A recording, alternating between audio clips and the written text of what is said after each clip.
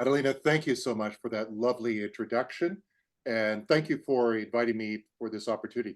I'd like to just call out something that, well, I'm just going to see, can everyone see my screen? Yes. Okay. So we're making a pretty audacious claim here. We said the backlog is broken. We're introducing a model for backlog management, a rethinking of how we manage the backlog. So a model we call the rock crushing. So another tagline, we say the backlog is dead, long live the backlog. Okay, there we go. So on this slide, there are three co-authors who wrote this, and I'm happy to notice here that one of my co-authors from New Zealand, Shane Hasty, is here. So Shane, would you like to introduce yourself? And also, I think it's highly relevant that Shane is a force of nature in the IIBA. Thank you, Steve. Hi, folks. Kia ora tātou. Of course, Shane Hasty Tene. I'm Shane. I come to you from a parking lot in Wellington, or outside Wellington, New Zealand today. I won't be able to stay on for the whole session, but I could not avoid coming to support Steve in this, and just really thrilled that you're here to hear about our thoughts on crushing rocks and improving backlogs. And yeah, I heard somebody mention the Babok as a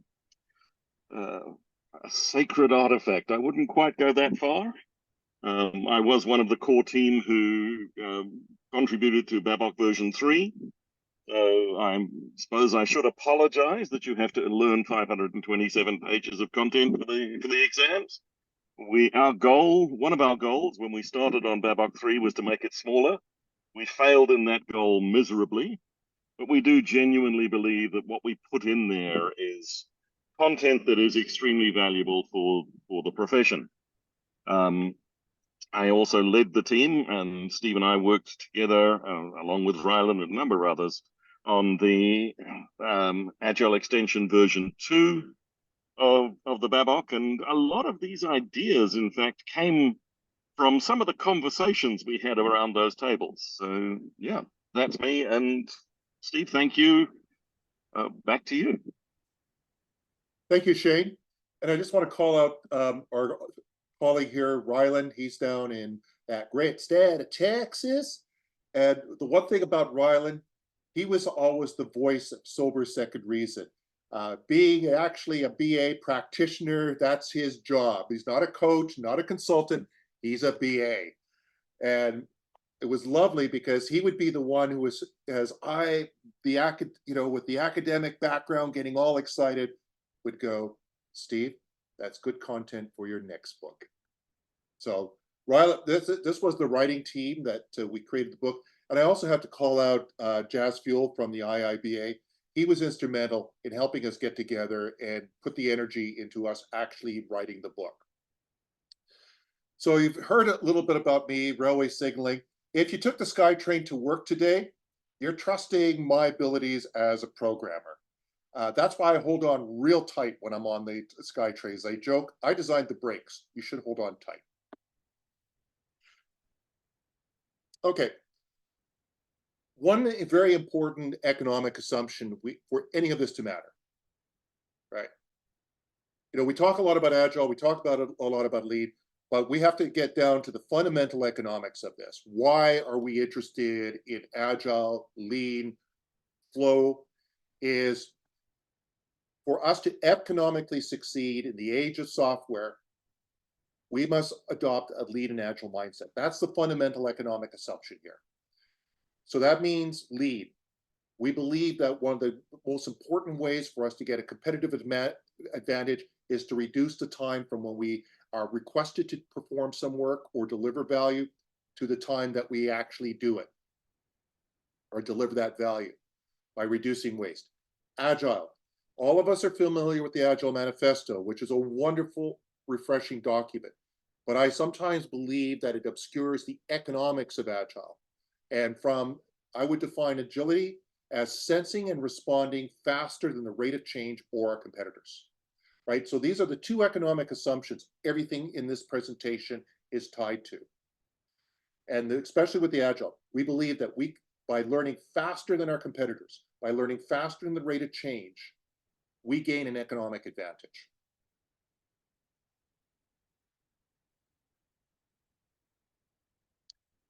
So just kind of what we want to get in the next hour and a half that we're together here, I want to explain how the way that we presently practice a lot of our agile methodologies, and it doesn't matter which one. I'm a huge SAFe aficionado. I also contributed to Disciplined Agile. Good colleague of mine is the author of Less, Craig Larman. There's a number of great frameworks out there.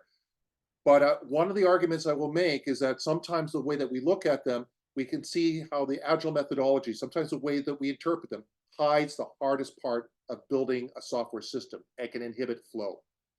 I want to explain how the Rock Crusher backlog management model, how the model that we're trying to propose in the Rock Crusher makes the hardest part of building a software system visible, improves flow, and helps embrace change.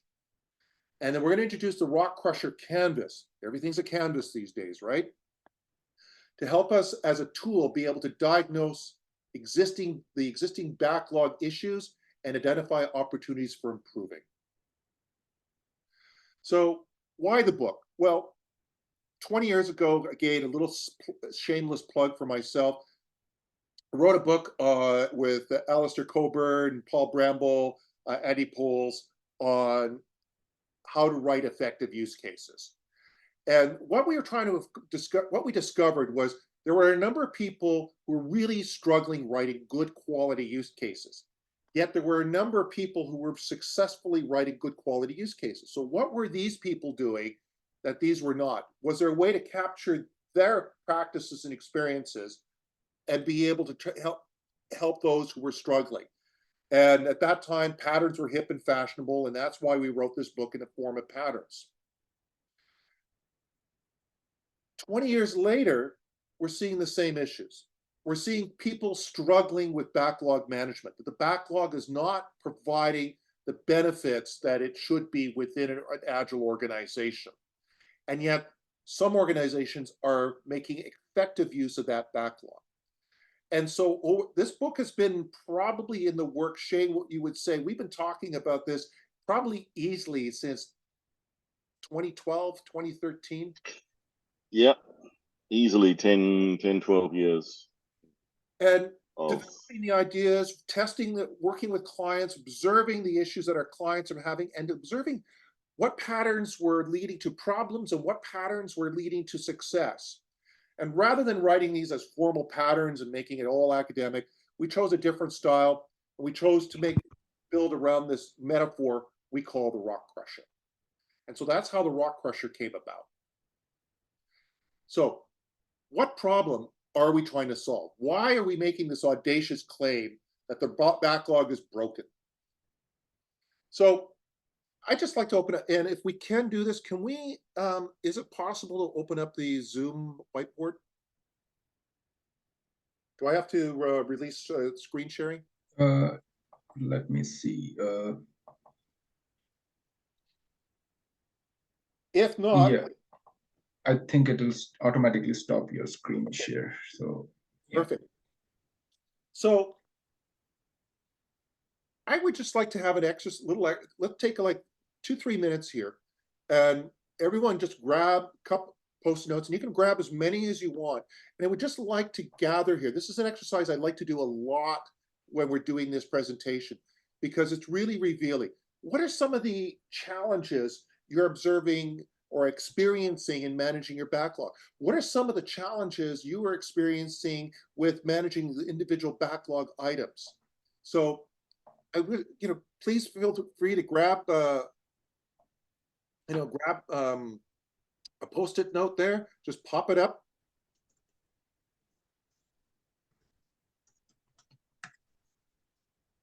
I'm gonna take what, let's do this for 2 minutes.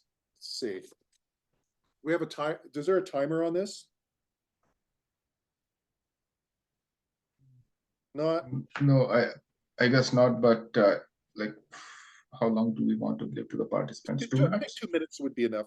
Okay, yeah, I'll stop then. Okay.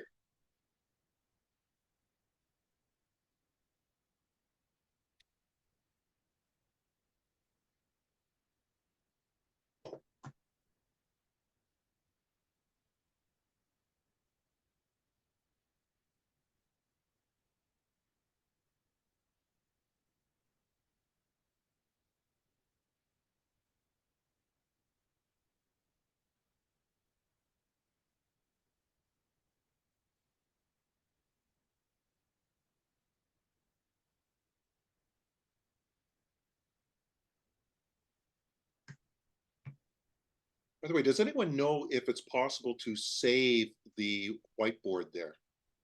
This would be probably something good that everyone should have a copy of. It says you had to sign in, or you'll have to sign in to save it Sometimes up also, at the top. sometimes it's also possible to, like I know with a lot of the whiteboarding tools like this, you could at least dump it as a PDF. Okay. Maybe does it back up? We can do a screenshot if it doesn't work. I guess 2 minutes are over, so I would request people to stop writing new notes. Maybe, And maybe should we give them it looks pretty Okay. active still, so maybe give another minute. okay, sure.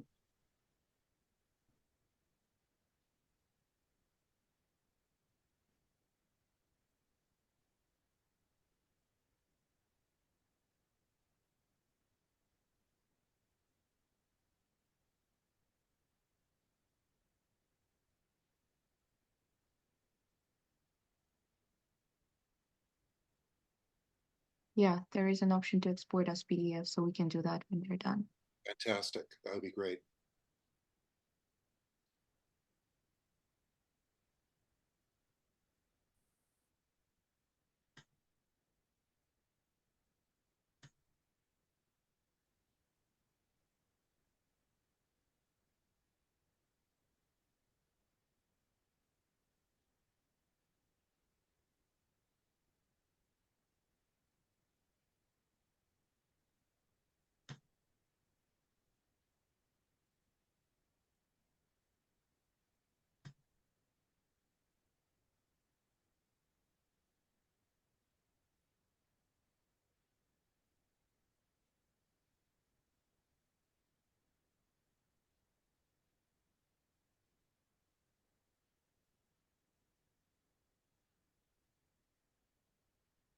Okay.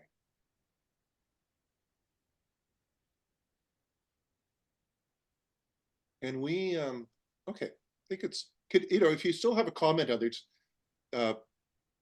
let's see, can we, oh, I got, there we go. Oh, I didn't know I had, oops. Sorry, not used to, okay, so I get it, is this an eye test for everyone or, oh, look at that. There we go. It's the first time I've used the whiteboarding facility in Zoom. I said I usually use Mural or Miro. If you still, if you're still adding, you know, post-it notes, please feel free to go ahead. There's a few here that you know, there's a few patterns that I see. I'm just wondering, you know, if you look at, as you look at it, what patterns are you seeing?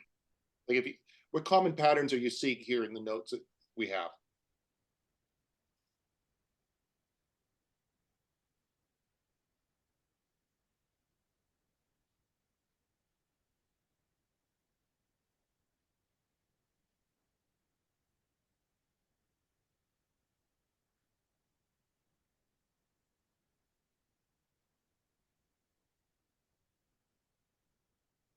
Visibility, communications, yes.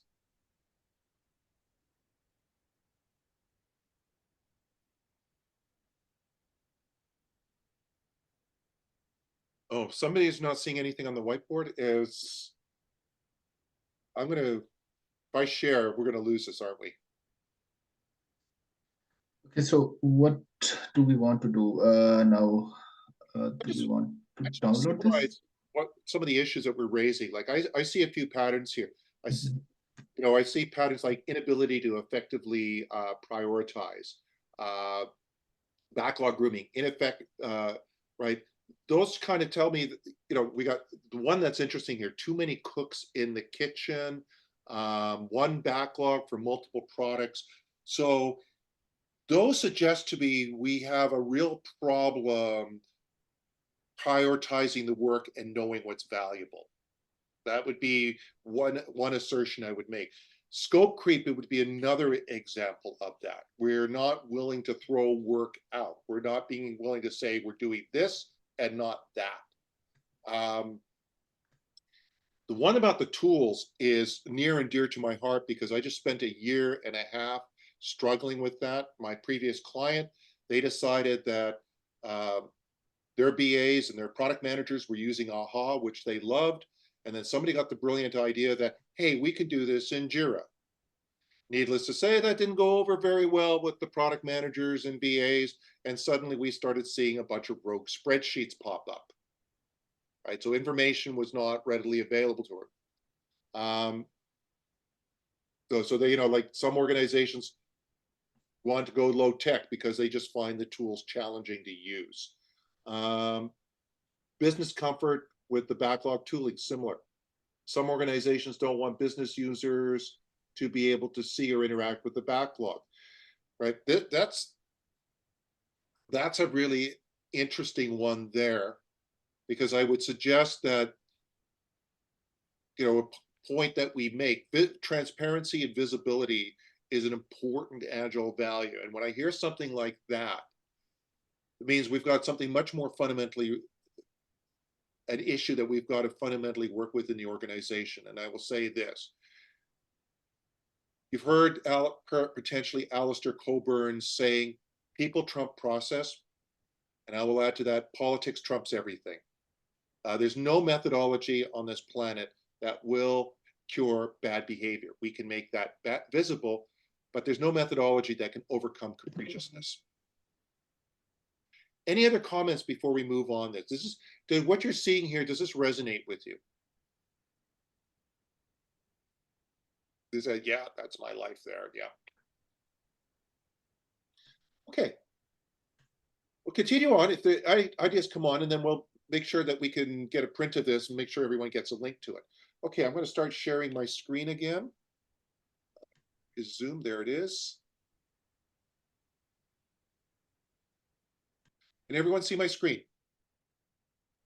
All right. So let's go back to basics. The backlog was a beautiful thing. It was such a wonderful, simple concept. Think back to 2001, when agile methodologies were just starting to become popular and coming into the collective consciousness of software developers. It was beautiful from the point of view, it was the single source or the single repository where teams would pull their next valuable item. And what was lovely about it, it was this power, we had a product owner, they did additions, removals, right? We reprioritized the work and we visualized all the potential work for the team there. This turned the backlog into a very powerful value management tool, right? Because we were prioritizing work by the value or what was the next most valuable thing for the team to do. So that what we were managing now was not so much cost as value. And so we have this person here, the product owner, who was responsible for or held accountable for maximizing the value that the team was able to deliver. And this was, you go to the Scrum Guide, this is sort of like all the duties or responsibilities that the product owner was held accountable for. Mind you, team members may participate, of course, in these, but ultimately the buck stopped with the product owner. The problem, even from the early days of Agile, was the question, was the product owner role even realistic? There are early papers that were published in 2004 challenging the role, Robert Biddle and his team at Carleton University in Ottawa did quite a bit of research and just published a number of papers that said, we don't know if this role is actually a doable role, that it's a realistic role. Because look at what we're asking people to do, right? Okay, you got to gather specifications. So you've got to be connected to the market. You've got to manage priorities in the backlog. You have to have excellent communication skills. You need to be able to think both in a highly strategic way and also in a very tactical way to talk to developers. And so a lovely line I love from Alan Kelly's book, The Art of Agile Product Ownership, is only superhumans need to apply. What's your sentiment on that? I mean, do you agree, especially someone who's got to be from the business as the product owner? Is this role realistic in your view? do you agree with some of the sentiments that this may be an overwhelming role?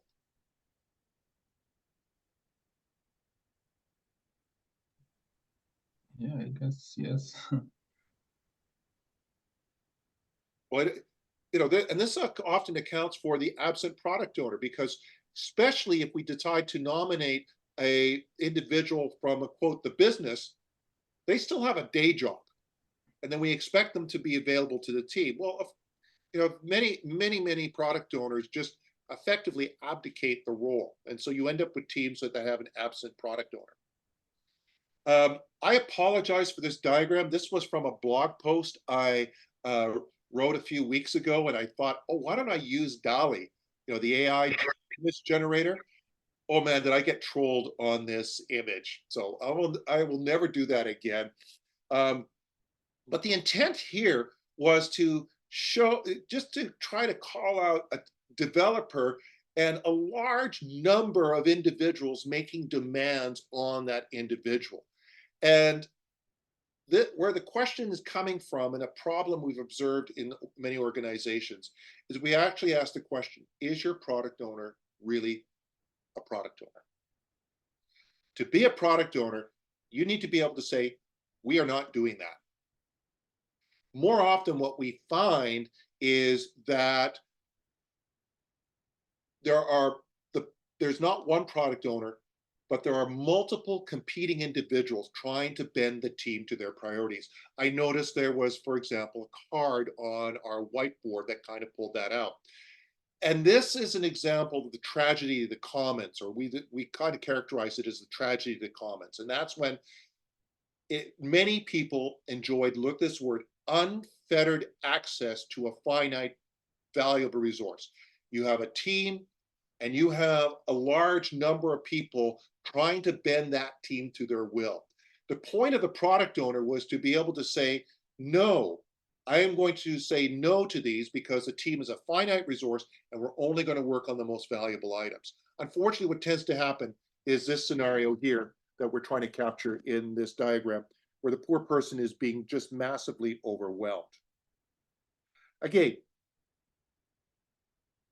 do you have you experienced this, or does this perhaps describe some of the scenarios or some of the issues that you might be experiencing?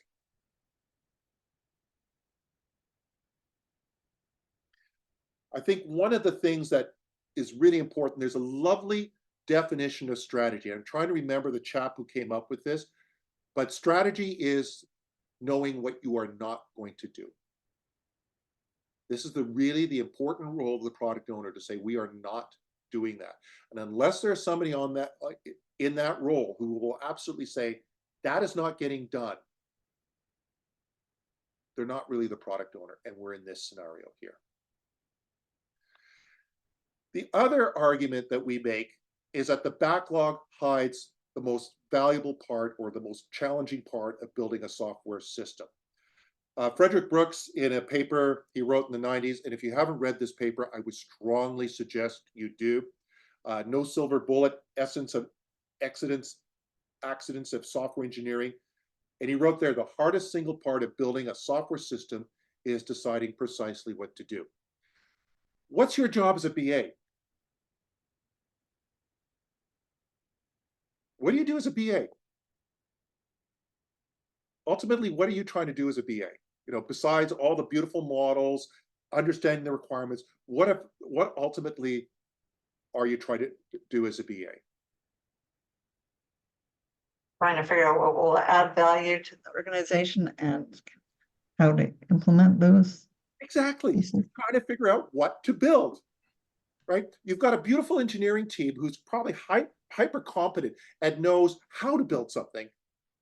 But the big problem is, yeah, and what's the right thing for us to build? And part of the argument we're making is the backlog may be hiding that part of the work, the hardest part, determining precisely what to build. And what I mean by this, just take a look at the Agile Manifesto itself, right?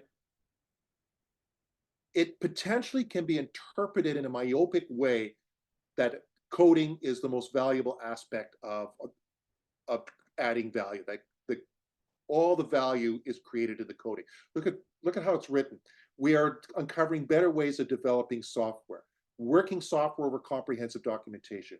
Our highest priority is to satisfy through early and continuous delivery of valuable software. Software, right?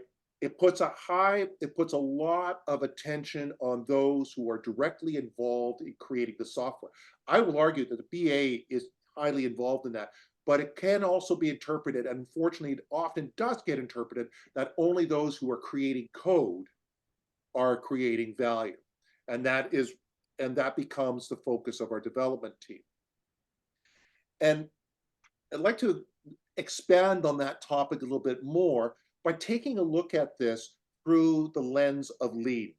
So probably some of you may have seen this chap before, this Taiki Ono, who is credited with really popularizing lean by developing the Toyota production system. And he gives the most lovely definition of lean. All we're trying to do is look at the timeline from the moment the customer gives us an order to the point where we collect the cash. And we are reducing the timeline by reducing the non-value added waste. This is what Taiki Ono was worried about, time.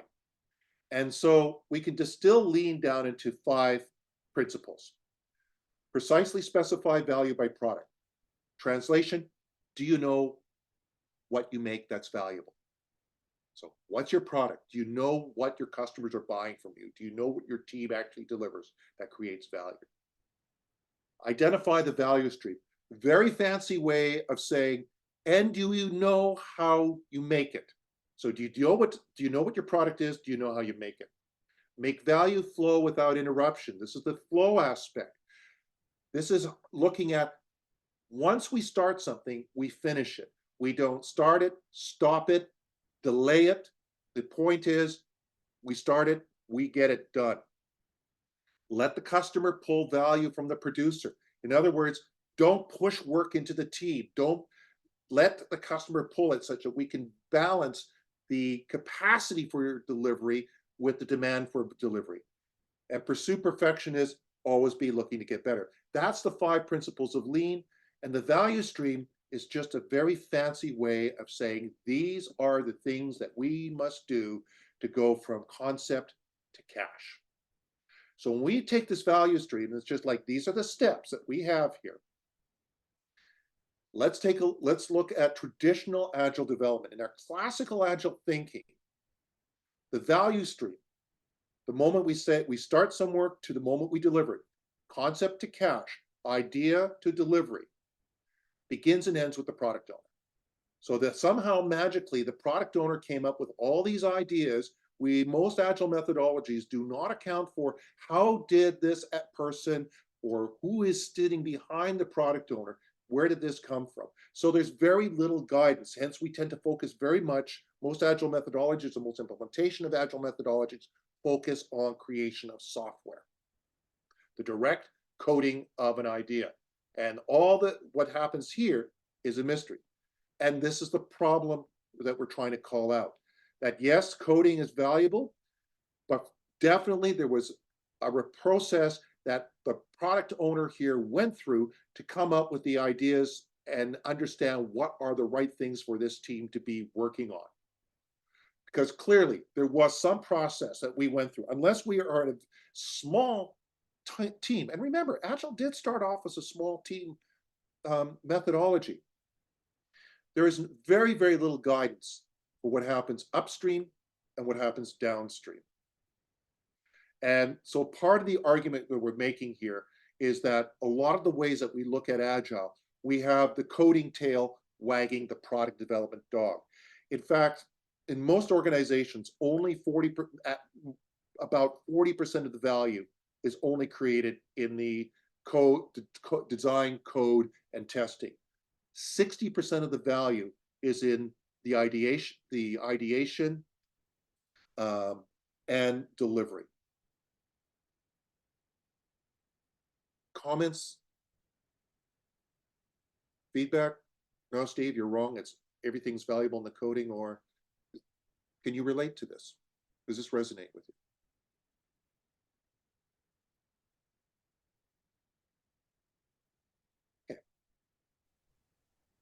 Steve, do you see the product owner involved in building the backlog in the first place?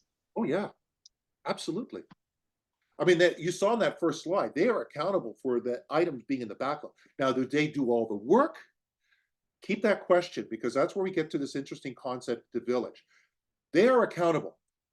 They work certainly in a good organization. They're working with a whole host of people to create that, but they are accountable to ensure that that backlog, there is work for the team to pull, and that that is properly prioritized.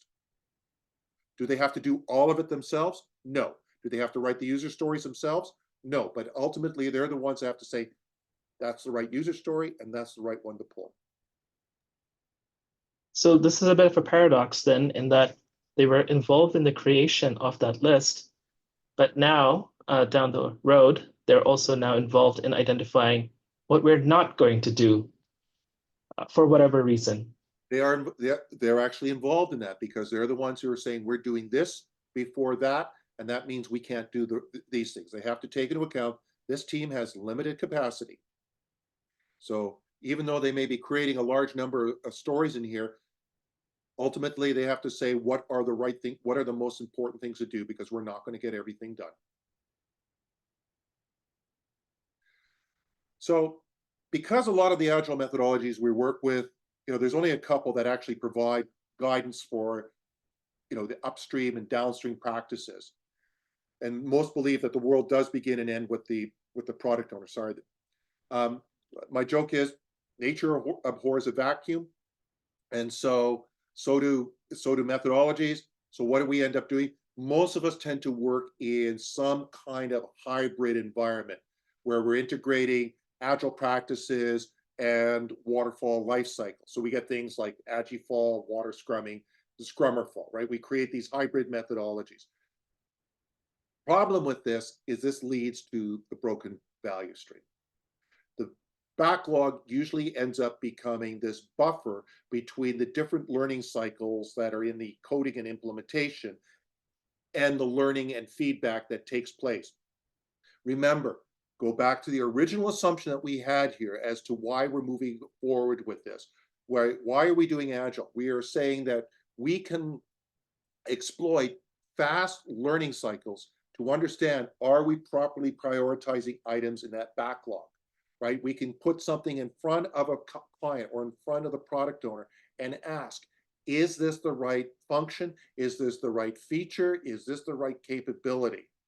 Does this work in the way that we want it to? If we are operating in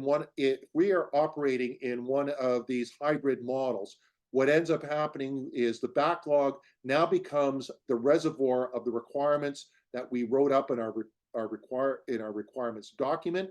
The backlog becomes a reservoir for those requirements and effectively turns into a wall that inhibits feedback.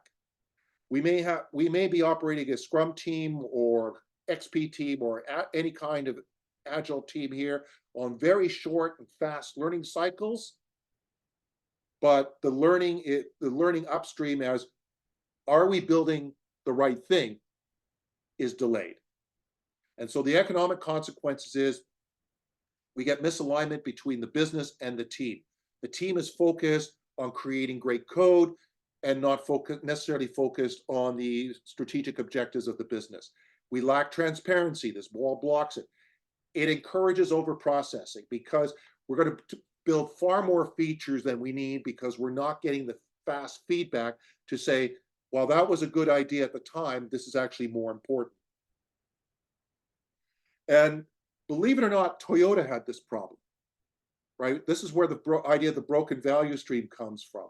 It's, most Agilists, and we love to hold Toyota up as the paragon of all things wonderful and lean. What most people don't know is up until 1982, lean was only a mindset in the Toyota manufacturing. Toyota was actually divided into two companies, the motor manufacturing company and the motor sales company. The motor manufacturing company was Taiki Ono's sandbox, and he was able to, through the Toyota production system and lean thinking, bring the time it took to build a car down to 2 days. Unfortunately, the Toyota Motor Sales Company still used traditional bureaucratic practices to sell a car. It took 30 days to process the paperwork to sell a car. In other words, it cost more to process the paperwork for the car than it actually cost to build the car. Think about that for a moment. That's the economic consequences of a broken value stream. So what ended up happening is, remember this Taiki Ono, his whole reason for doing this, he goes, let me just pop back a couple of slides here, right? His whole line, we're looking at reducing the timeline from the moment the customer gives us an order to the point where we collect the cash, right? So this is, everything's about how to break down, how to reduce the timeline.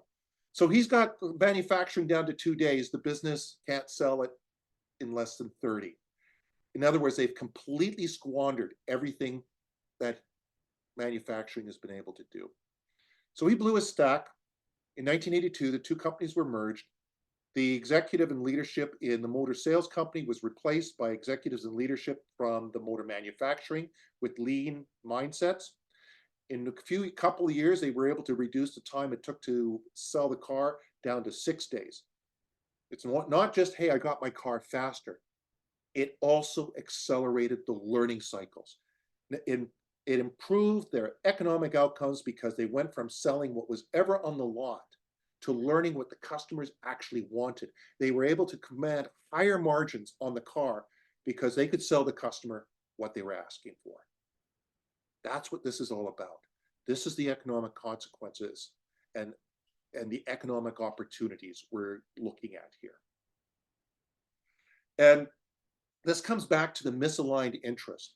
My job is, I'm an agile coach. I try to help organizations improve the way, to take advantage of lean and agile thinking to improve delivery. I would say more than 3/4 of the initiatives that I'm working in are IT science projects. So I get this happening here. I've got a rockin' rolling development team. And what ends up happening is the development team here, wow, we're agile. Our velocity is high and our costs are down. Meanwhile, to actually get something valuable into the hands of the customers, we need sales, we need marketing, we need development, we need operations. Value flows across these silos. So what ends up happening is, what's really bad here, not only do you get the delays from the handoffs, what do you think the development silo, what KPIs do you think the development silo is focused on? Is it customer value? Or is Velocity. Velocity? Everyone gets excited about velocity. And I honestly am not a fan of the title of the book that Jeff Sutherland wrote, Twice the Work in half the time. Who cares if you're doing twice the work in half the time if you're not creating value? If in the end, you forget to be focused on your customer. Right? It's a different, this is why you hear a lot of us talking about outputs versus outcomes versus outputs. So our argument is, it's 2024. Agile grew up. We're not doing Agile as small little independent teams anymore. I've been doing it. Some of my clients are doing Agile with teams of over 2,000 people. Right? This Agile now is not that weird little thing. It is now the baseline work for how we try to deliver value. So if we're truly going to embrace lean and agile thinking, we need to change our mental model about the way we manage the backlog.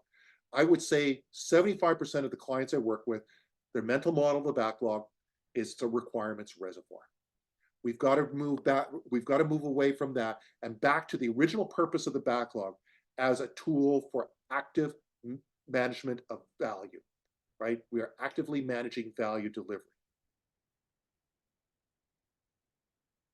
So how do we do that? Well, just take a look at the way we model the backlog. We usually model it like I call it this stack of plates model.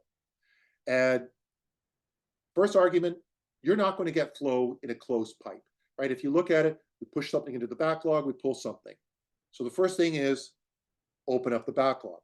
We put something into the backlog, it flows through, right? This is trying to create a visual metaphor of flow. Second, we are always going to have far more work that we could take on, right? Again, trying to emphasize that just because it's in the backlog does not mean it's going to get done. It will be considered, but we're still we should be using the backlog as a value management tool to look at all the work that's lining up, realizing our team has limited capacity, and therefore, as work comes in, we're going to show that we're taking far more work in, but ultimately only some of that work is going to be done, right? Just because it's in the backlog does not mean it's going to get done.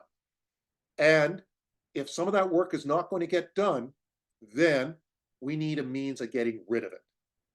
We need to be able to drain the backlog, otherwise it's going to overflow. Now, just out of curiosity, let's have a contest here. Okay, how many of you know how long user story or an epic has been in your backlog?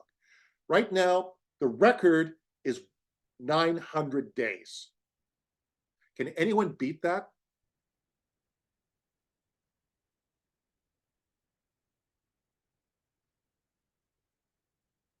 Think about that for a moment. Difficult, yeah. But yeah, even I have seen items in the backlog for more than 2 years. Exactly.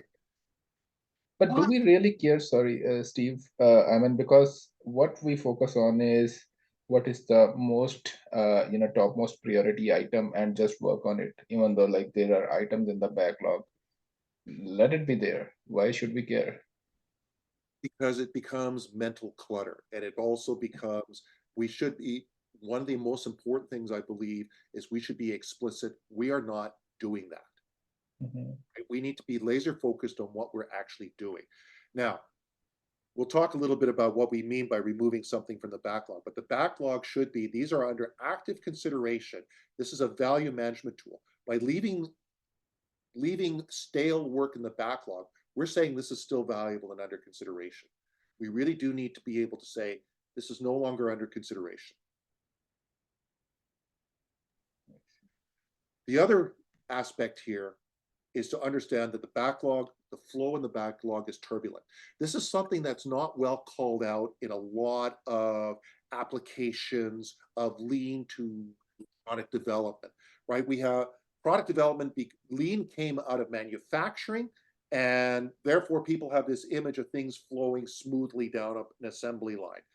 That's not the case for product development. And that's where Donald Reiniston really wrote his book, about product development flow, is look at this line. Value cannot be created without variation. This turbulence we've got ideas coming in at random times. These ideas are all of various sizes. So we have to believe that this turbulence is actually what's creating value. This is what's coming from innovation. And what we're using the backlog for is to stabilize and throttle the flow, to say, yes, these are all good ideas, but we need to throttle this because we can't overload the team, and we need to stabilize it to say, these are our priorities. So what we are trying to say, so there should be a capacity of a backlog, right? It should not be like you mentioned, should be a reservoir or a storage to store all the things that we wanted. Otherwise, it will be like too much item, and you mentioned like it could be like 900 day, maybe 5 years, who cares, right? Exactly. And that's why that principle of lead, let the customer pull value. You let the team pull the work. That's why, the ceremonies, the basic planning ceremony in Scrum is the team is pulling work in. They understand what their velocity is, so they know how much work they can honestly pull in. And it's the team that says, this is all we can do. So should there be a secondary backlog? Like what I'm saying, say if you have an active backlog, then any item you are putting should have an expiry date. Otherwise, if it is expired, then it should go to a secondary backlog. That is, and that time we'll get when we get to the canvas. That's a really good point. That's a common technique that a lot of organizations do. They age the stories, and some have an arbitrary, if this is in here for more than 2 quarters, depending on the nature of the backlog, it's automatically removed. Doesn't necessarily mean it's thrown away. Many of us have heard the term fridge, freezer, right? Or, we put it on the back burner, but it's no longer under active consideration.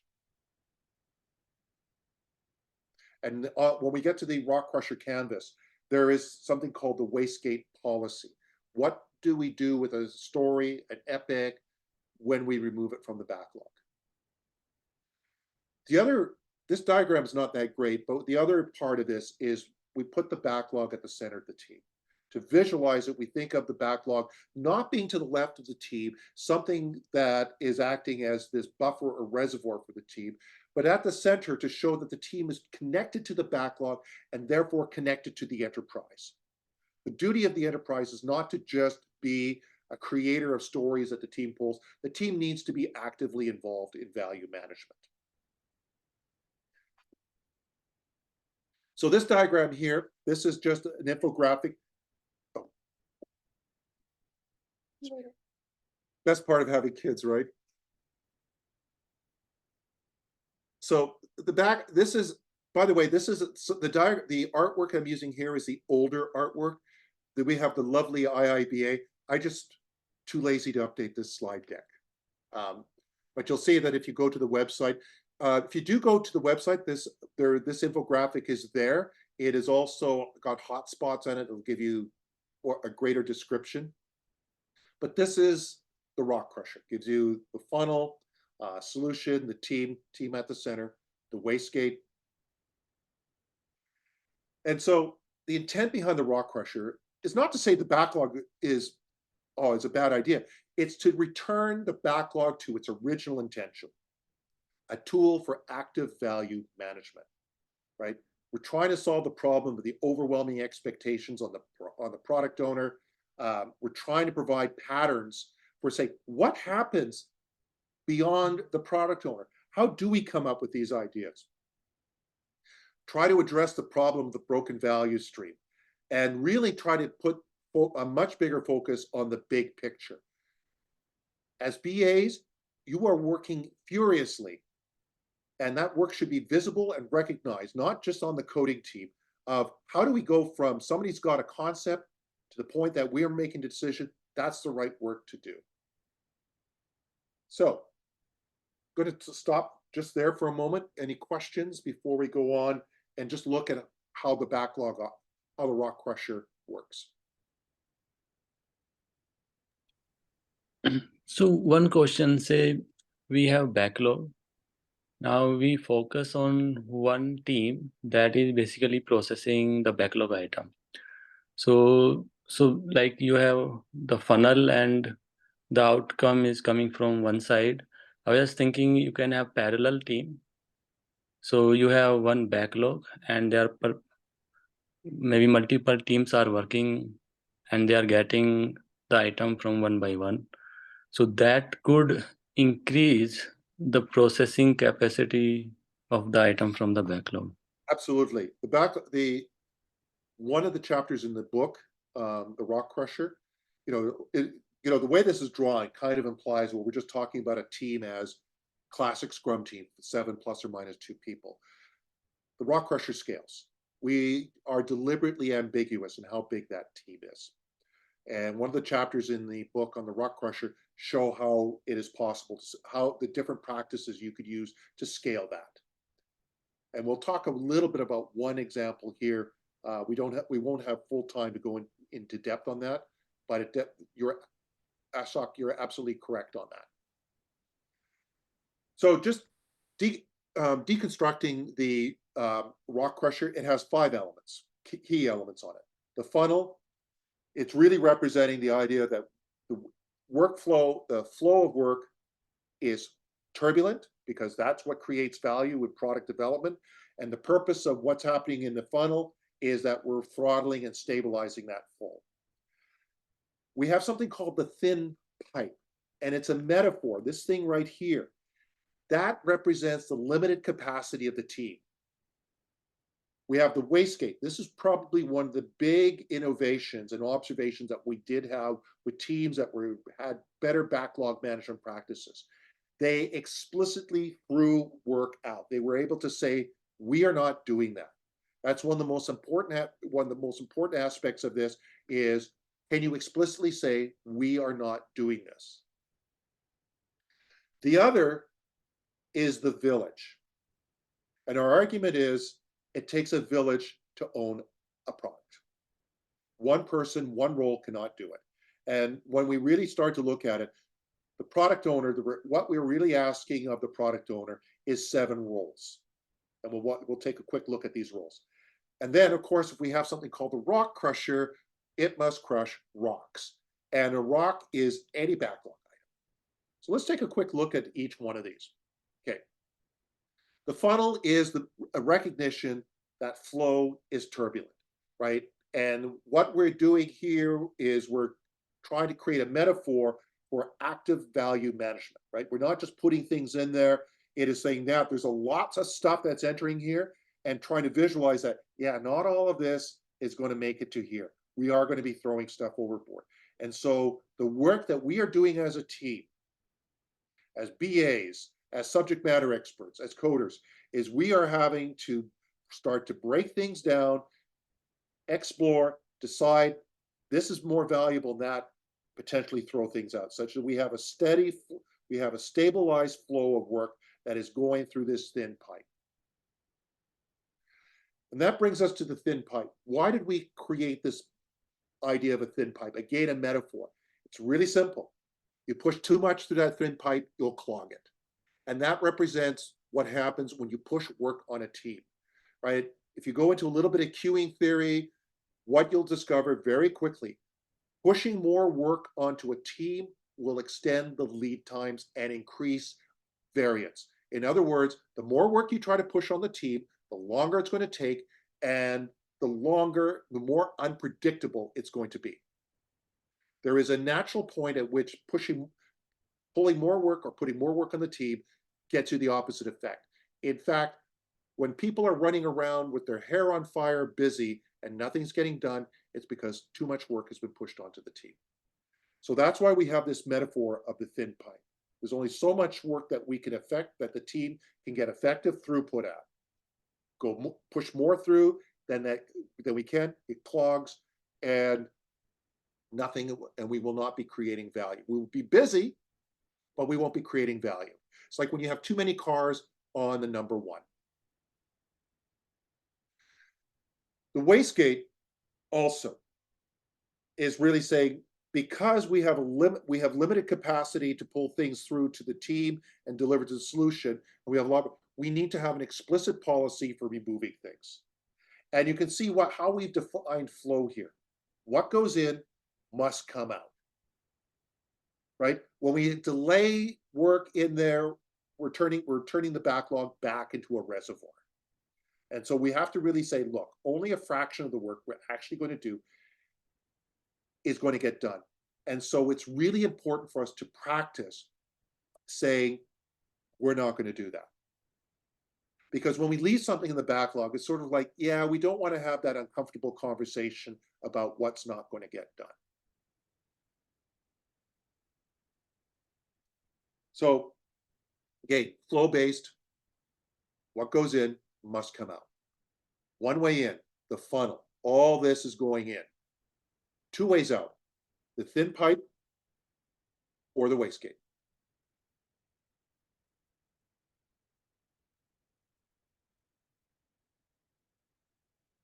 The village was something that was really important because, time and time again, at many of the clients that I was working at, when somebody nominated or was identified as a product owner, it was clear they were not the product owner. They were actually playing a different role. Often they were potentially a subject matter expert. They were also what we called a solution owner.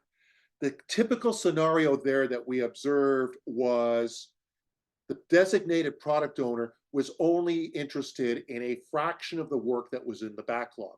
In other words, their pet project. They did not give a rat's behind about anything else.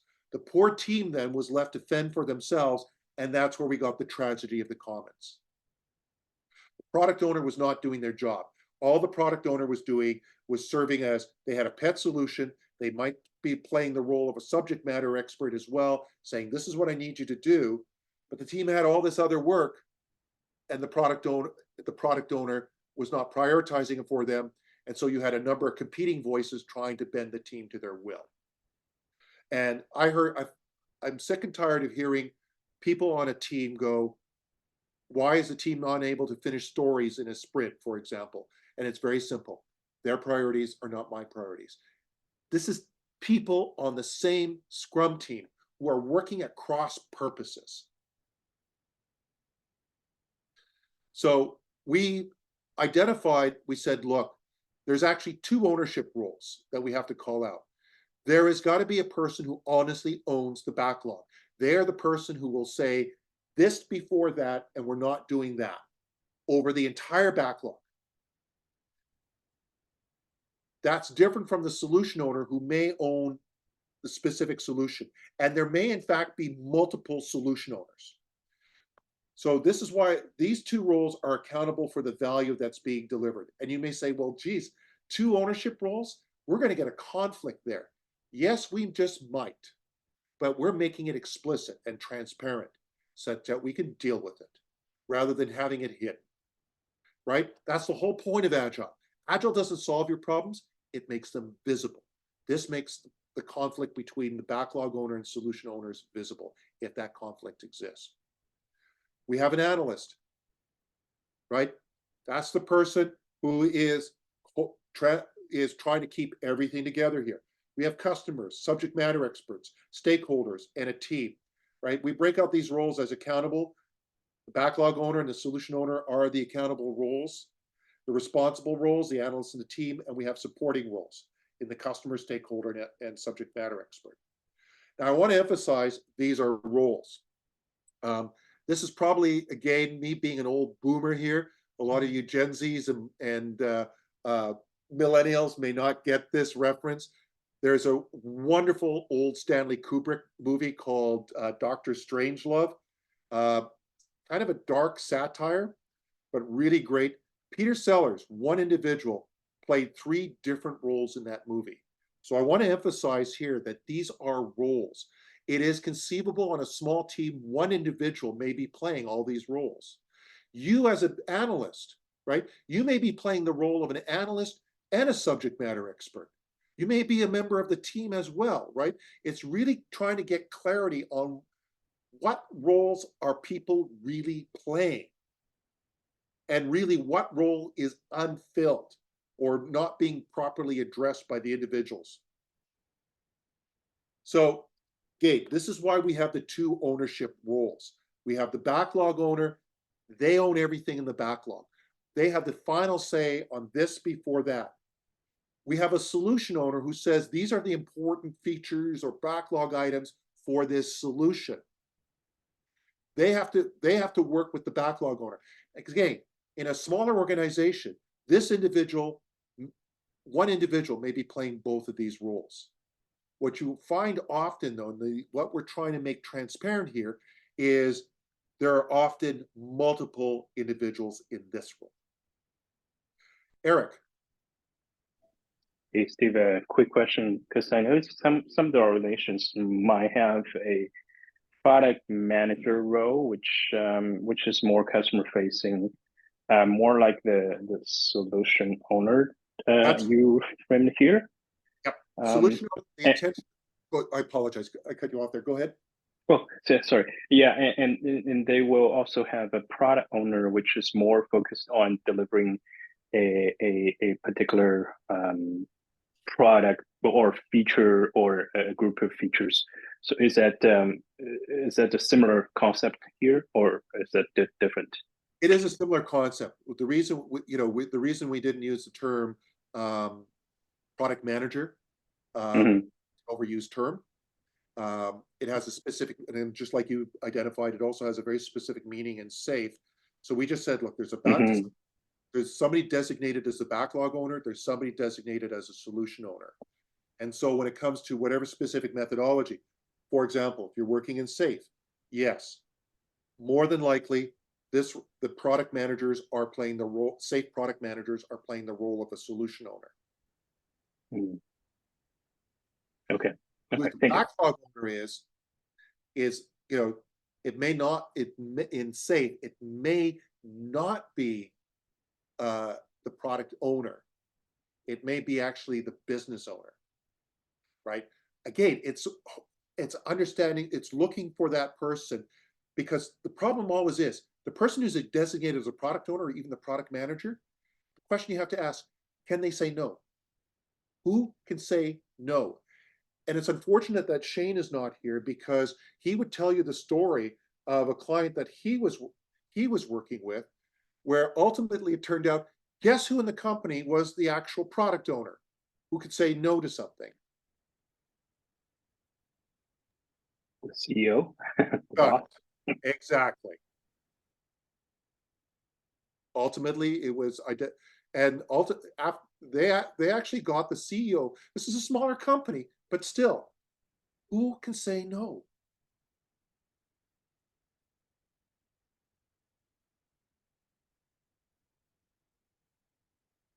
Also, the backlog owner may have to be an arbitrator. You can potentially, we have a backlog, we can be delivering multiple solutions. And so it is the job, this is why we separated these two responsibilities, because the backlog owner needs to arbitrate between multiple solution owners to say, sorry, we're not prioritizing your work. This is how we mitigate the tragedy of the commons. So, Sorry, like, go ahead, Steve, Pal. Yes. quick question. So if you go to, so normally if there is one Scrum team, so they will be working on a single product, right? So why there will be a conflict, right? So Well, that, my solution feature first or other solution owner can say. that is the ideal situation. Unfortunately, it tends not to be the ideal situation. More often, I have seen far too many times that there are multiple hidden product owners. That goes back to that why I brought up the tragedy to commons. Okay, I see. And that's, again, this is why we differentiate these roles. It may be in your situation that there's one solution owner, one backlog owner. These two roles may be in fact played by one individual. We really wanted to call out and identify the situations where that was not the case and make it explicit and ask, when we start going through the process of using the rock crushing canvas, how are we going to deal with this? Because clearly we have multiple people trying to bend this team to their will. But if we can make it explicit, we can start having those conversations. Thanks. Then there's the analyst. And this is the way we defined an analyst. Is the individual responsible for transforming the sometimes competing wants, hopes, interests, and aspirations of the customer, stakeholder, and solution owner, and the contributions of the subject matter expert into a shared, clear understanding of precisely what to build. Is responsible for progressively creating a better understanding of precisely what to build the solution. Does that sound like your job as an analyst?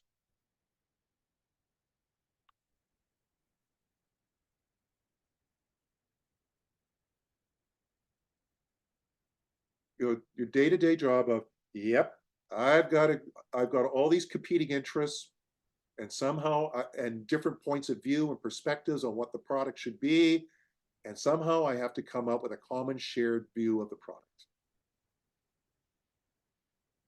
That's a skill. And this, therefore, is why we call the analyst the boundary spanner. You are the individual has key responsibility for creating alignment. Does this sound like the job you signed up for?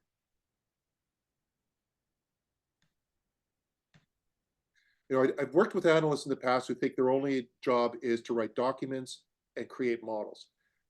From my point of view, this is the most important responsibility you have as an analyst.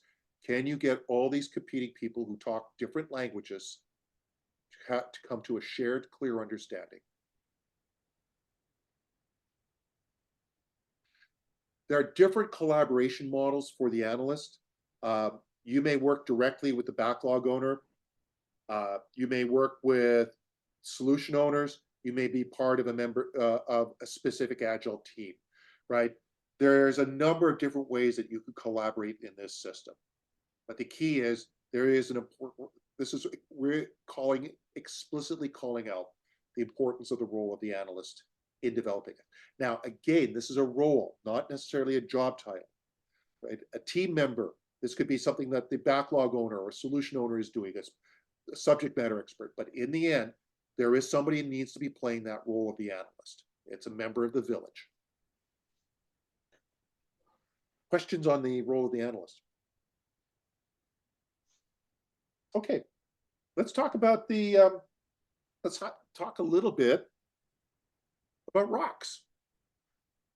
So to be straightforward, I am tired of every methodology. Okay, we mentioned that I'm a SAFe aficionado, I'm an SPCT, lots of great benefits from SAFe. If there's one thing I cannot stand in SAFe is the names of the backlog items. Okay, stories I can live with. But then we went and redefined what an epic is, right? You know, there was a colloquial definition of an epic. It was just a big story that didn't fit in your sprint. Then we made it this really big enterprise initiative. Of course, how many of you are using Jira and SAFe? And Jira has a very different idea of what an epic is from SAFe. And then SAFe also has a feature. And a feature is not necessarily what you were educated as a BA to think of a feature as. A feature in SAFe is a chunking mechanism. And then SAFe also defines a capability, which is not what you think a capability is, right? So and every single framework has some different way. You know, we go from epics to features, to user stories, use cases, enablers, initiatives, and it's like, no, we don't even want to go there. Right? We're just trying to come up with a model for backlog management. We'll leave it up to the specific methodology that you want to put names to things. We just said a backlog item is a rock, whatever it is, big or small, user-facing, business-facing, technical-facing, defect fix, it's a rock. Made our lives so much simpler, right? And originally we said, look, a rock could be a boulder, a rock could be, you know, just rocks, ready rocks, so it doesn't matter size. And then I had a client who went, Steve, we don't just have rocks, we have mountains, and also we have mountain ranges. So just wanted to really call out whatever it is, a backlog item from the rock crusher's point of view is just a rock. What was important on the rock, though, is we defined what a well-formed rock is. People really get in a twist about writing, for example, writing user stories in a specific format, writing enablers in a specific format. I've had people write user stories as an engine control unit. I need to send a keep alive character or signal to the transmission control unit such that it's like, seriously? Okay, that's when we're getting pedantic. We're losing sight of the intention in the pedantry of the framework and methodology. So we said, look, what's a well-formed rock? Okay, you're expressing some intent. There is something we need to be able to do that's valuable, something that you can clearly demonstrate is done, right? So you have a rock, it expresses an intent. In a user story, it's perfect. It just says, as such and such, I want. There's your intent, such that. Okay, you have acceptance criteria. Now you build software. You can demonstrate that you've met that acceptance criteria, and there's a test to explicitly show that. So this is what we mean by a well-formed rock. No matter what language you use, no matter what prose you want to use, as long as you can show an intent, there's a test that you can demonstrate that the intent was realized by the verifiable model. The verifiable model could be software, but it also could be an analysis model. So here are some examples of what might be well-formed rocks. Here we have a nicely written epic. Here we have a couple of classic user stories as a subscriber, create use case briefs. Here's one I wrote in orange, which is iffy. keep a live signal every 25 milliseconds. Now, the reason I say it's iffy is if the team really, if this is written for a local team and they really understand what that's all about, that's not a problem. But if but this potentially could be. So this one is really contextually dependent. This one I'll say here, absolutely not. Enhance automatic location update. Why would I say that's not well formed at all? This one we'd have to have a conversation about, but why would I argue this is absolutely not well formed? Could you test that? Is it possible to test that and know it's done? To know that the intent has been realized? Can you even know what the intent is? So what's the definition of enhance? Is that what? Yeah, exactly. It's too vague. Right? So a well-formed story, or a well-formed rock, sorry, is you can test it. You can show it's done, we realize the intent. The verifiable model realizes the intent. So with that definition, we get to something rather interesting. We get to this idea of a special rock we call the crusher. Because how many of you have heard of what's called a spike?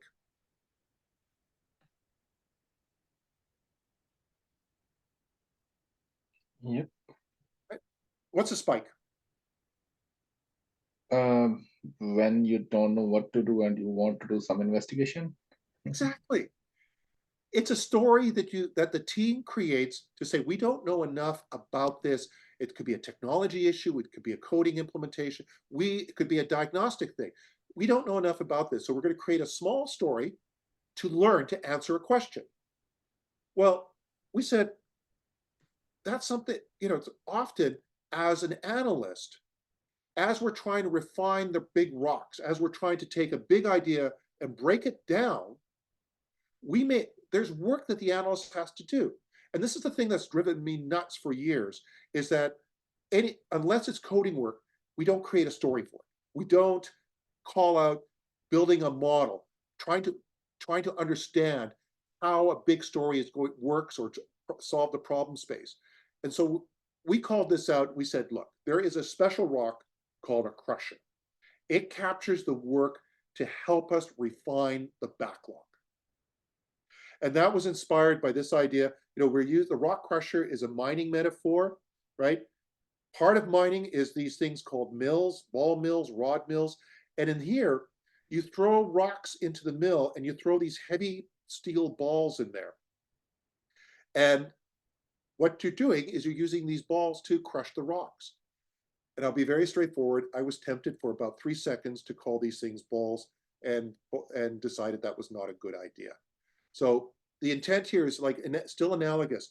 These are stories, or these are backlog items you create to understand the scope of this big rock that we have, this big initiative, this big epic, this feature. I, as an analyst, need to do some research. But something about a crusher. It is a well-formed rock. It means it has an intent. What do you want to learn? What are you going to create? And how are you going to demonstrate that it worked, that what you got is the right thing?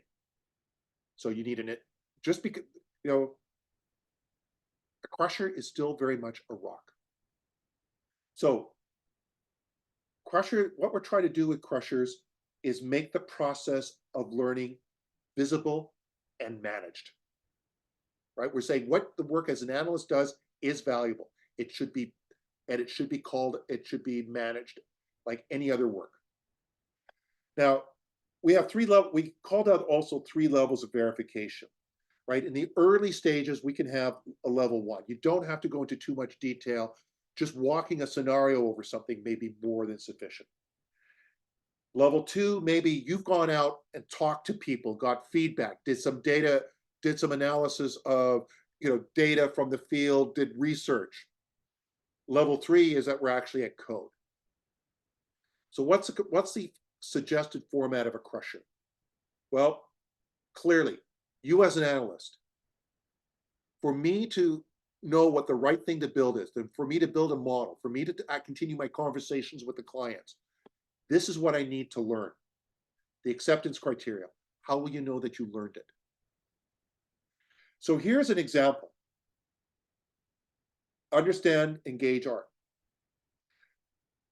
Create a use case brief of engaged art so that we can decide what are the primary categories of services the gallery will provide to its audience. Acceptance criteria. The brief identify. Would you excuse me for one moment, please? Sorry, I'll be right, take maybe just.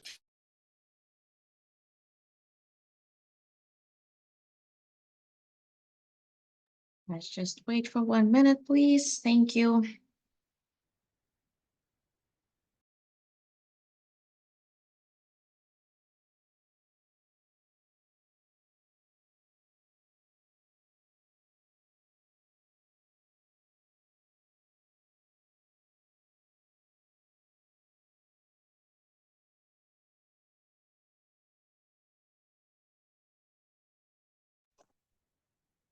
So would you be able to share this deck after this meeting? Yes. All right. I think this is really good. The contents are really good, and the way he's presenting is really good. I'll drop it in the chat right now.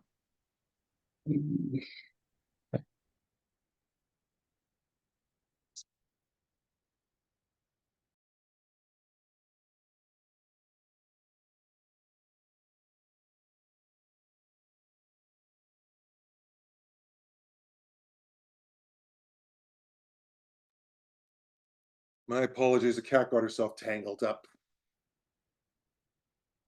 All good, no problem. Okay. So let's say you've got an initiative in your hands. You've got this thing where we're going to create a model of the gallery. We're going to create a virtual online art gallery. And this is where, so we came up with, how are we going to understand this? What are we going to do? So look at the acceptance criteria on this. It explicitly says the analysis products we're going to create. We create a use case model, identifies the main actors and their primary workflows, provides a table of contents for potential guide for creating events, right? We're going to use like a table of contents for a manual for this art gallery to validate our use case model. And it's reviewed by the directors. So what we have here is we have an intent, we have a test, and we have a description of the artifacts that we're going to create, the verifiable model. So take a look at how this would work in the rock crusher. We have this big initiative. Somebody says, we're going to do engage art. We want to create a gallery, an online gallery experience. Okay. Geez, how do I break this down? So we create that crusher, right? We throw that into the backlog. We prioritize it like any other. That crusher is just another rock. We prioritize it like any other rock. We say, this is valuable work that we have to do as a BA, right? You can see what's happening here. So we have this crusher, engage art. We build our use case model. By the way, this is a real use case model from about 20 years ago. Any of you heard of Center A here in Vancouver, the Center for Contemporary Asian Art? This is what we built for them. What was funny is the artists did not like, using the stick figures for representing the actors. So we built this model.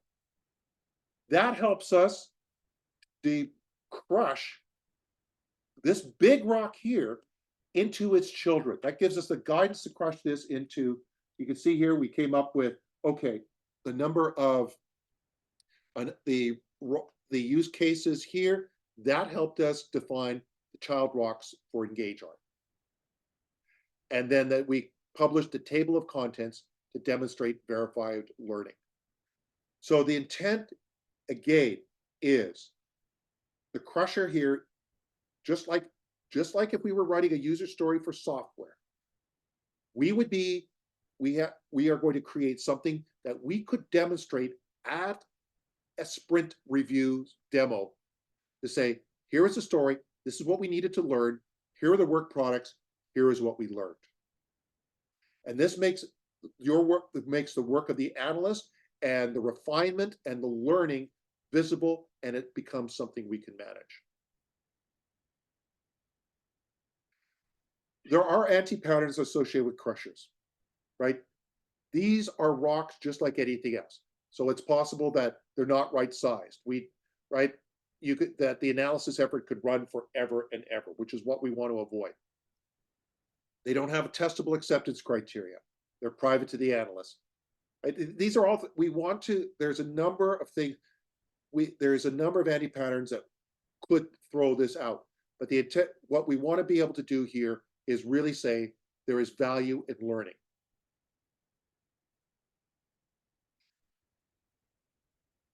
The rock crusher also defines a refinement meeting. This is where a lot of the activity for stabilizing and throttling flow comes from. At the refinement meeting, there's always 4 questions we should be asking for each rock. This is your typical backlog refinement meeting. We sometimes call it the crush meeting. First question you always want to ask, how valuable is this rock? Right? This is the value management question that most teams do not ask this. Most product managers are not asking this. Most product owners are not asking, how valuable is this rock? Okay, how big is this rock? How much work are we going to have to do to realize the value? And so that brings this question right here. Is it worth it? Just because it's valuable does not mean we should be doing it, because to do this rock, we consider that the team has limited capacity to do this rock, and if it's a big piece of rock, we're giving up doing other rocks. And then if we decide it's worth it, then how ready is it? What's the work that we've got to do to get it ready to be pulled by the team to meet their definition of ready?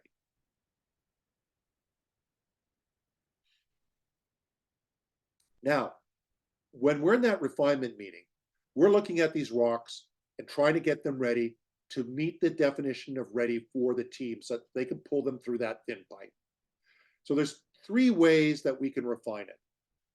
First is conversations and informal models, right? We can actually do this during the refinement meeting. It's pretty straightforward and simple, right? This is the individuals and interactions part of the Agile Manifesto. We would simply work collaboratively to refine that rock and define its children's rock and get it to ready. Some rocks may require a lot of effort, a lot of research, and this is where we might create a crusher and put it into the backlog. Right? This is something like, yes, this is going to be, it's going to take a couple of weeks of work to do this. Other times too, it may be just cheaper to code it. Right? We create a crusher because, well, look, that we create the crusher because we need to build a model. The model is the cheapest and fastest way to learn what we need to know. But sometimes we might find it's just cheaper to code it to learn what we need to know, right? The decision to model or just to code to learn is an economic one. So somebody asked before about scaling. We just want to show that, you know, there could be multiple levels of these refinement meetings, right? You see, we may have a team engaged here as tactical, doing the final refinement of rocks. There may be also a strategic meeting. This may meet more at the strategy level. This may be more with the product management leadership to determine, you know, what are some of the big ideas, and those later get refined here. And this is compatible with the IIBA's rolling wave planning model. Not all of the work is going to be in the backlog, or because typically the work that's in the backlog is on a roadmap. Right? We could schedule it. So we looked at work from the point of view that it's expected, it's high probability it's going to happen, or unexpected, low probability. It's planned. We know it's there. It's unplanned. We don't know it's there. So I said, roadmap, this quadrant here represents the work that's on our roadmap. We have a high probability it's going to occur. We know it's going to occur. This here is the work that you know is not necessarily in the roadmap, but you know from patterns in the past that it's going to occur, that, yeah, we need to put aside 30% of our capacity for configuration requests, customer requests, defect fixes, because that's on average what we see. So you do capacity allocation. Risk management here is usually, it's planned, unexpected. Now, what that's an example is, during the sprint or the planning interval that there's going to be a release made. 90% of the times the releases, no problems. Sometimes there's an all hands problem, right? So that comes into what we would say, you don't expect it to really happen, but planned, you've got a risk mitigation strategy in place. And then unexpected, unplanned, that's a black swan event. You got totally sideswiped. You didn't expect it and you didn't plan for it, right? That's all of a sudden your whole server farm went down, right? That's like you hear about airlines every now and then, or companies or banks, right? They're offline for a few hours, right? Totally unexpected. That's where you have a retrospective. You go, what just happened and how do we prevent that from happening again? One metric that we have with the rock crusher is we call it the crush ratio. How much of the work, remember we said there's two ways out, the thin pipe versus the wastegate. So what we ask on the crush ratio is, the crush ratio is the thin pipe divided by everything that went in. What percentage of your work actually makes it to the thin pipe? And then by default, what did you throw out? Now there's two extremes on here. A crush ratio of 1 means everything that you put in, you're working on, right? Which says that your rock crusher is not working as a value management tool. At the other extreme, crush ratio of 0 means everything is going out to the wastegate. Means whatever reason, you cannot prioritize work that could be pulled through the team. Now, between these two extremes, there's what is the correct crush ratio. And the advice we give is it's very much based on what is the maturity of your product. Is it, this is from the Alchemy of Growth, and it gives a wonderful model here. You've got Horizon 1 as a cash cow, so that's representing a very stable product. It's likely here that a large percentage of the features that you're working on, or the rocks that you're putting into the rock crusher, are going to get built because it's a stable product. Horizon 2 is emerging, so maybe only half the rocks you put in are realized. Horizon 1, maybe 20%. So it really is, this is a measure, so you could use this as a diagnostic tool, and then be able to say, are we being agile enough? Are we correctly throwing out the right amount of work for where our product horizon is? This finally brings us to the rock crusher canvas. This is something you can download, and actually I'm going to put into the, it is under Creative Commons, not quite yet. I haven't updated the copyright properly on this. This is a very simple tool for you to use that you could diagnose your existing backlog. And it just really starts asking a series of questions, and there's guidance for these questions. For example, it starts off with the rock crusher hypothesis. There's a set of steps to do this, and this is outlined in the book. Rock crusher hypothesis. Why do we want to look at our rock crusher? What problems are we trying to solve? If you're going to start going through this exercise, you're looking at, our backlog is not working as a good value management tool. So what's the hypothesis? If we do the rock crusher diagnostics, what outcome are we expecting? Capturing the metrics. How do we know our rock crusher is working? The value stream. That's a fancy way of saying which product is our backlog associated with? Which solution does our team build? Then comes the very difficult one of the village.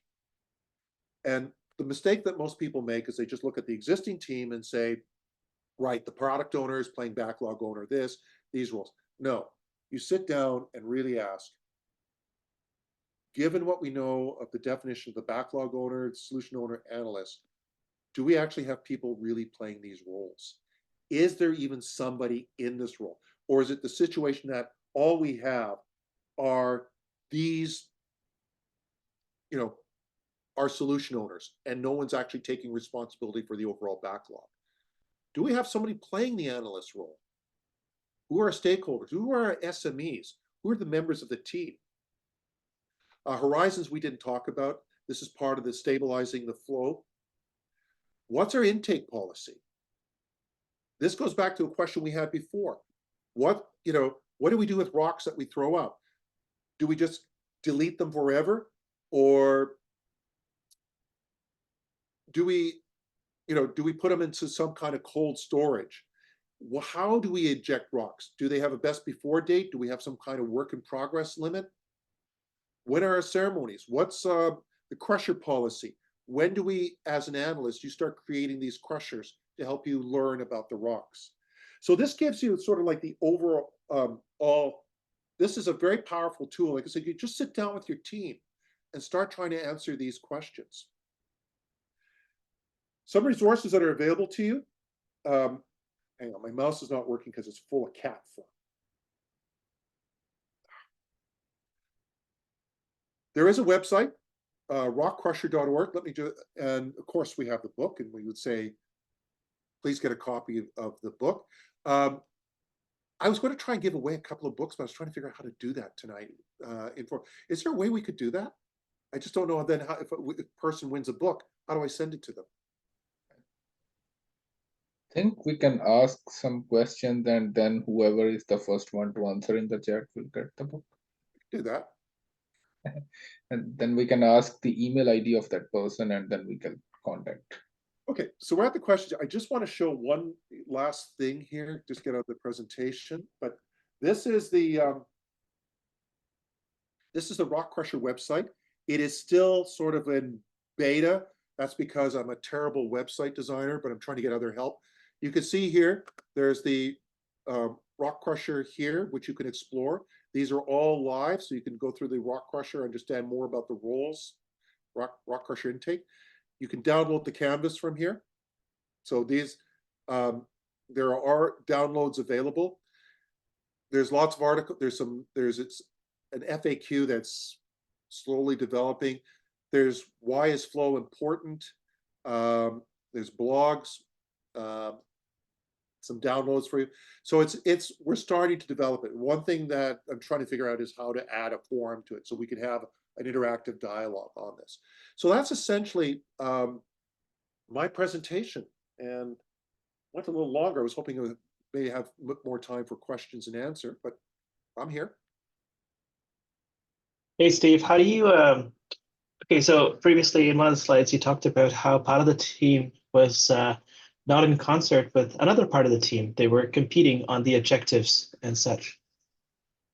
What approaches have you found that get them to, all be on the same page, all, step up to looking at, is the work that they're doing adding value to the desired outcome or objective?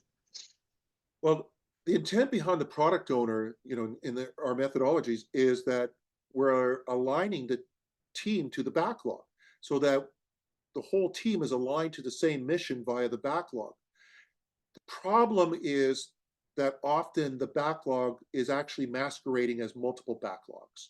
And that's where you run into that problem, right? That's where I mentioned before the difference between the backlog owner and the solution owners. And often you have multiple solution owners who are trying to bend the team to their will. What that situation was demonstrating is they did not have one content authority who was saying, these are our priorities.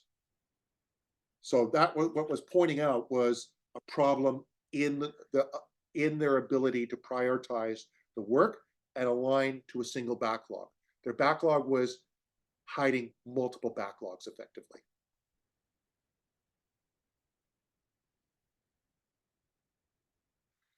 So I think this is one of the things we want to do with the canvas is ask, how do we ensure that we're only we've got one single content authority. We may have multiple voices contributing content, but ultimately there's one content authority. Ashok.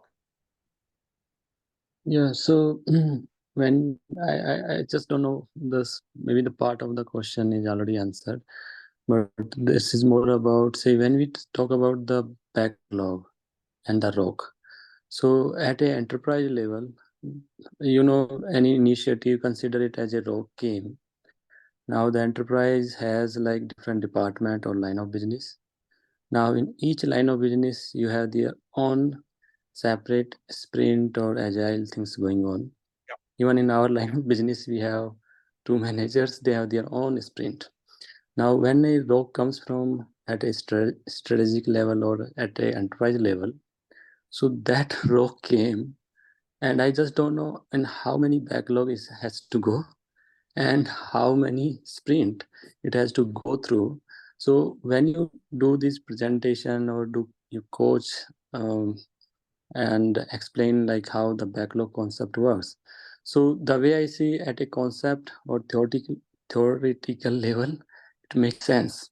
Like the way we say agile mindset, right? But when it comes to the practical, where you have multiple backlog, multiple team, so where do you fit that this entire concept and how effectively, practically it works?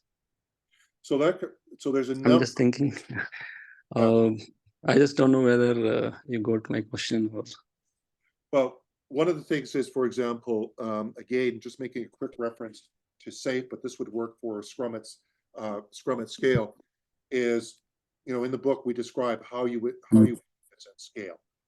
Whether you would use multiple rock crushers that are being fed by a larger one. So you can imagine, for example, having a rock crusher at a portfolio level that's feeding rock crushers that are at the art level.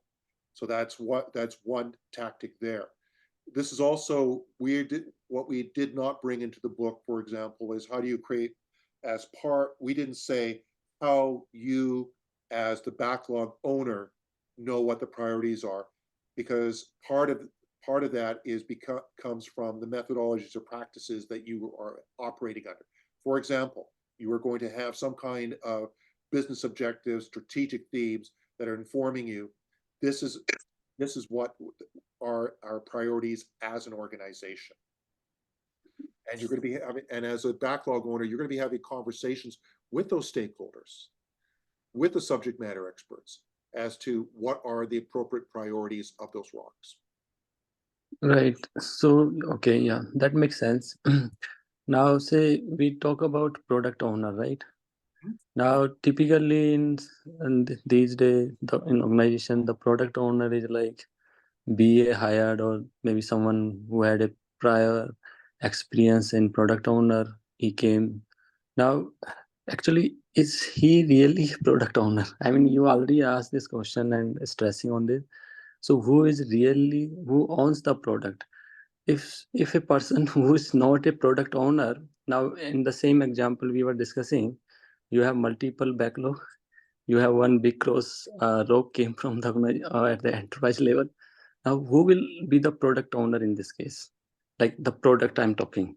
Say if I am a product owner, then I have full control of my product. Like what should my product is and how should it look like.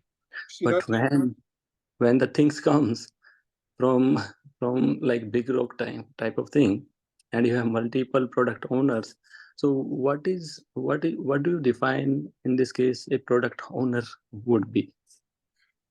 So one of the things that if you take a look at the product owner, we're saying that the product owner is actually those 7 constituent roles that we identified there.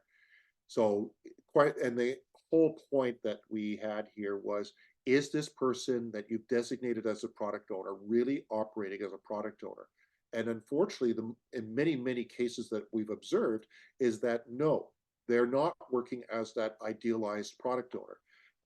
Either one, they are just it's not a correct thing to say just a BA. They are usually often a subject matter expert or a BA who is refining the work in that backlog, but they do not have the authority to say, no, we are not doing this.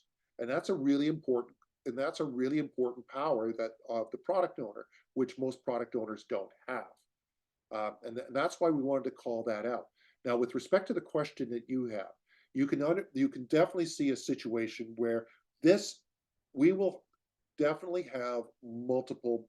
We can have a situation where, if we're following, for example, like a safe model, we will have multiple backlogs in a hierarchy. If we are following, for example, a Scrum at Scale model, we are going to have one unified backlog. So it really, a lot of to answer your question, is really saying, what framework are you using to guide your backlog? And then we're saying, now that you've got that backlog, we want to work it as a rock crusher. Who are playing these roles? Can you identify, does the person that you're saying is your product owner, can they be that backlog owner? What roles are they really playing? Right? If you lay that template of the village over them, what roles are they playing? And the most important question is, can they play the role of the backlog owner?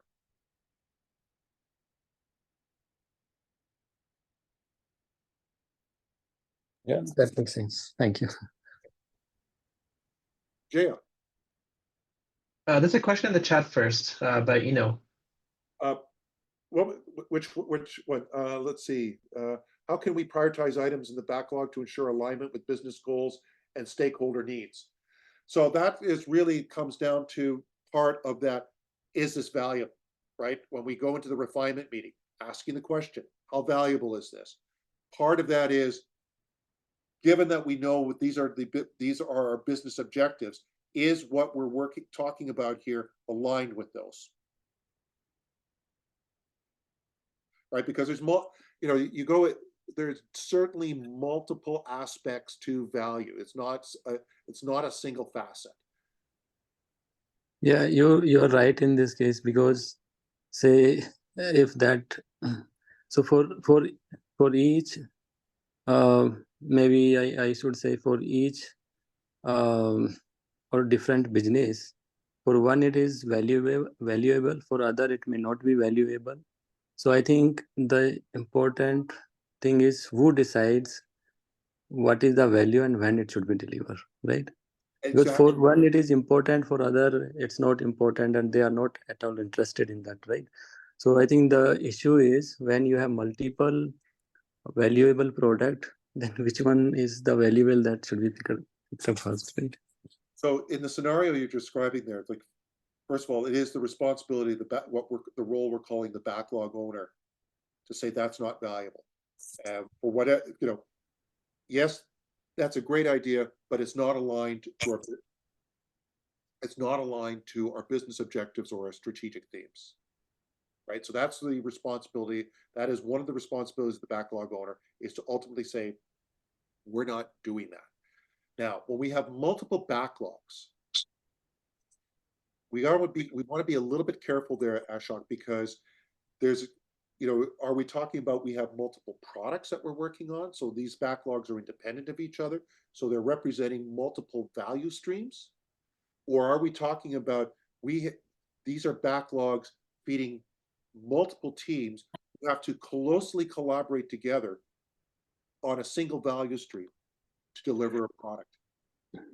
Yeah, so take an example. We have like 4 or 5 different VP. They have their own strategic projects, and now it's one organization, right? So even there was a conflict between at a VP level, like they want their initiative to be delivered first, right? So one initiative can fall into multiple product backlog or multiple departments, and multiple different initiative can fall into the same backlog. So say if I'm a part of one department and I'm product owner, so it could be that I am managing a one that is common for the entire organization, and that is I am managing the rocks for the one initiative that is at organization level, but there are other rocks which are at different department that I'm also need to be delivered, right? Right. So and that's the conversation need to have during that refinement meeting. So there's a lot of stuff that's packed into that question you just raised, because one is the issue of how are the teams aligned? Are they project teams, or are they aligned to a specific product? It's a big question. Are they? But let's skip that question right now. Ultimately, this goes back to that little example I said where my priorities are not their priorities. The role of the backlog owners here, if we've got multiple backlog owners and we've got projects coming, and they all have to take pieces. They have to be in a position where they have to be able to go back to the execs who are giving this and say to them, what are your priorities? Because you're giving us multiple, we need to prioritize those big initiatives. There's got to be basically a single intake. So what it almost sounds like what we have here is we've got two rock crushers, almost like a hierarchy. We've got one at the portfolio level, which is where the executives are throwing all their hopes and dreams for really big ideas. And ultimately what we've got to come out of that is a prioritized list of the big initiatives. And somebody does have to accept that, yes, my initiative is going to fall behind somebody else's, such that all the different products that you have there, and I am not sure how your product teams are aligned, are able to actually coordinate their work and work together. Because otherwise, what you end up doing is injecting a large number of coordination delays into that value stream and slowing everything down. Right. So one question, maybe last one. So what do you think where the product backlog should be defined? Because mostly it is at a development or IT team, but the way we discussed today, looks like I just don't know at what level the backlog should be defined. What do you think where in practical, where the backlogs are actually working in the organization? And the way we are explaining, where should the backlog be at a office? Yeah. So Backlog should be the single intake of initiatives. It's not just an IT artifact. right. But if you see the practices that are happening, like IT delivery team, it is in my backlog, I'll deliver by this time. Right. So the way I see the backlog is with the IT team, right? So should there I'm just trying to understand when we define a backlog, where should it be implemented in an organization? The backlog, you remember that diagram I showed right at the beginning there, you know, where the backlog I was saying broke the value stream. Right? That's the scenario where the backlog is only with IT. We have to take it back right to the beginning of the request. In other words, when an exec in our organization says, I have an initiative, we should be treating our project portfolio just like a backlog. So it's right at the top. Hey, I've got an idea. And yeah, organizational politics, yeah. Again, we cannot solve capriciousness and bad behavior. What we can do is make it visible. If we can make it visible and start showing, hey, this is what your bad behavior is causing. It's causing these delays. It's causing this frustration. It's costing you this money. Then we can start getting a change. Yeah. So the way I see the backlog actually become a backlog. It's not driving the value. Yeah, because the backlog, the scenario we're operating in, so you go back to that slide where I showed the broken value stream. That's the problem we're dealing with. What we're trying, if we can we should be able to say that all initiatives, whenever I have an idea, enters a backlog. Right, but I think the purpose of this concept was to bring the value and deliver it fast. But the way it happens,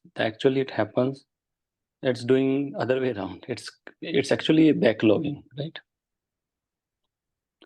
So Ashok, Sorry, I'm going to step in here for just a moment. Ashok, I think you're having a conceptual disconnect between, the scrums or the agile projects that we have in the IT space versus what Steve is talking about in terms of all the work that an organization has to do centrally, and then the outcome that it drives for the organization.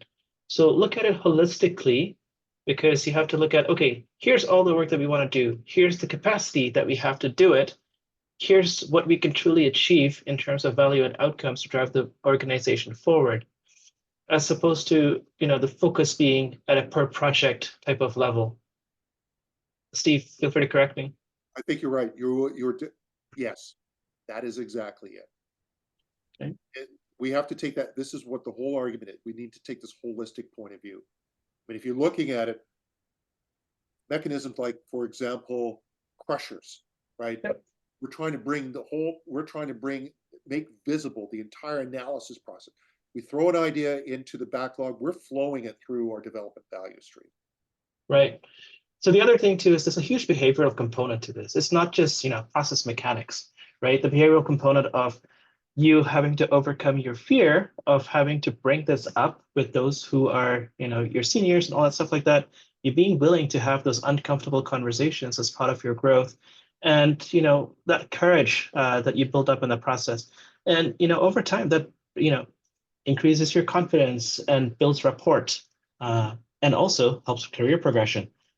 So you start in your space and then you step up to the next space. Go ahead, Steve. You've got it exactly right. And part of the reason we wrote the Rock Crusher is to say, look, to help that difficult conversation. Look, here's a model where the practices you're observing, these are effectively what we have done is integrated a lot of practices we've observed at clients who were doing well managing their backlogs. And so that helps boost your ability to have that conversation to say, look, this is what's been observed that works for clients who have success with their backlog, and there's benefits to it. So it helps you have those uncomfortable conversations, because it's really difficult especially to go to an exec and say, no, we're not doing that. Right? Because there's a lot of magical thinking that takes place in organizations that somehow, if we can get approval for funding for a project, that somehow we have the capacity to do it. It doesn't always follow.